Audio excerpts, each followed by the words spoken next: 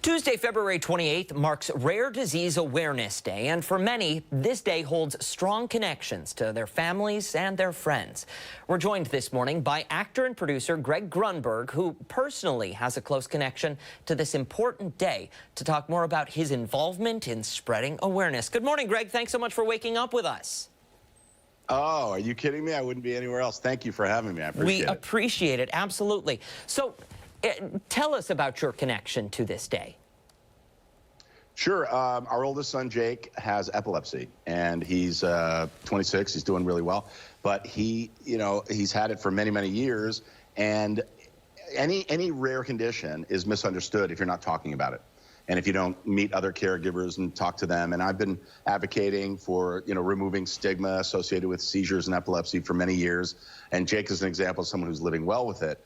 But one thing I've noticed is when I meet other caregivers, we just cling to each other. Over the years, it's like sharing stories and patting each other on the back, giving each other the recognition that we deserve. And so I partnered with Jazz Pharmaceuticals, and we have this new series called the Caregiver Series, where I travel around the country and I talk to other like-minded caregivers that are going through situations dealing with a rare condition that their loved one has. And it is amazing when you start talking how relieved you are. The caregivers that are watching out there right now, you know exactly what I'm talking about. It's very lonely. You feel like you're the only one going through it. Guess what? You're not. You're doing a great job. You need to hear that, as hard as it is, and you need to take care of yourself first. You hear that expression, if you're on a plane, put the mask on yourself before you help someone else. You need to be healthy to be able to help and care for your loved one. So we take that, we find caregivers around the country that deserve this couple hours of playing pickleball or going, checking out vintage cars, whatever they like. And we have a conversation, and we laugh and we cry and we talk about what it's like to be a caregiver. And if you go to the caregiverseries.com, you'll see these episodes. It's real. It's like your show. It's a real show, man. It's really great. I'm so proud of it.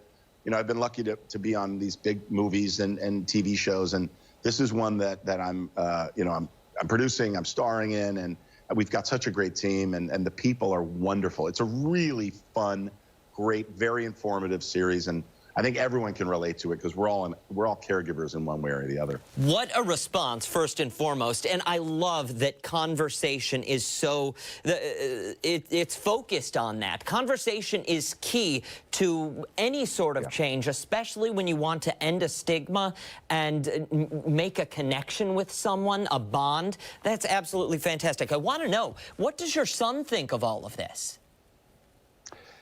Jake doesn't mind the sort of recognition. He is the one who kind of inspired us.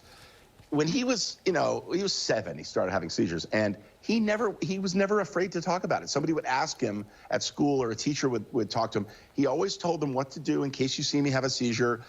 It's so funny because people ask, like, what's it like having a seizure? And Jake's like, I don't know. I'm the one having the seizure, which he jokes about it, but it's very serious, and we've had some major ups and downs and stuff over the years, but the one constant has been his spirit and his resilience. And, he's 26. He's a grown man. He's living well with it. He's normal. He's teaching Taekwondo. He's got a great job. He's single. He's single, ladies. I'm just throwing that out there. Rochester's got a lot of beautiful ladies. We don't have any photos of just him. I'm sorry. We'll have to put those online later.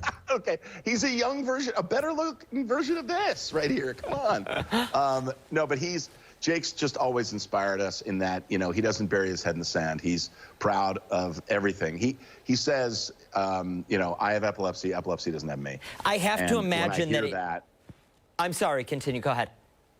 No, I was just going to say, when we've heard that over the years, it's something that you just take ownership in it, and sharing your story with other people like we do on the caregiverseries.com is just, it's inspiring. These people have inspired us. That connection that you have with your son, which, I mean, it's your son, but it sounds absolutely amazing, and it sounds like it has been immensely beneficial in the growth of you two as human beings, as people.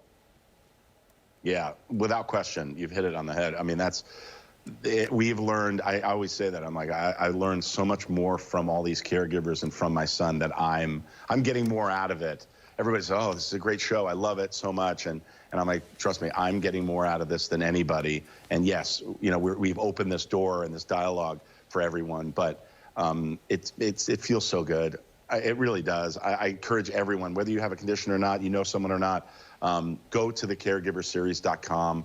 You'll love it. I mean, we laugh, we cry, it's just been a great journey. I just love it so much. And there are new episodes dropping all the time. Love that. And I can't thank you enough for having me on the show, because this is how we get the word out about it. Absolutely, anytime, Greg. Big fan, and love that you're advocating for something so important that touches far too many people, and few too many actually talk about it. So really love that you're addressing that. Really appreciate your time this morning. We'll post all of this information on our website, foxrochester.com, after the show this morning, 8:36. We are back after this.